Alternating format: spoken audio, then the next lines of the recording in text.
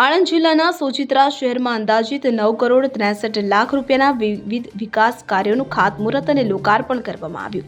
આ પ્રસંગે આણંદ જિલ્લા ભાજપ સંગઠન પ્રમુખ સંજય પટેલ અને સોજિત્રા વિધાનસભાના ધારાસભ્ય વિપુલ પટેલ ખાસ ઉપસ્થિત રહ્યા। આ વિકાસ કાર્યોમાં સોજિત્રા શહેર ખાતે મોટી ચોકડી પર બાયકાકા સર્કલનું નિર્માણ, લીંબાલી ચોકડીથી પોલીસ સ્ટેશન થઈ રેલવે સ્ટેશન સુધીનો રોડ, તારાપુર આણંદ SH થી સોજિત્રા દુધીપુરા સરકારી કોલેજ સુધીનો રોડ, સોજિત્રા સરકારી ગોડાઉનથી અન્નપૂર્ણા માતાના મંદિર થઈ કેનાલ સુધીનો રોડ અને સોજિત્રા ટેકરિયાપુરા રોડનો સમાવેશ થાય છે।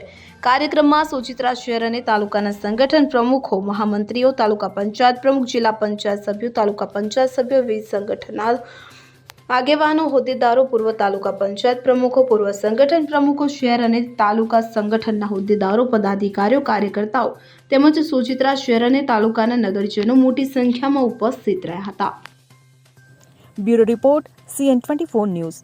હવે જુઓ દેશ દુનિયાની તમામ ખબરો તમારી આંગળીના ટેરવે।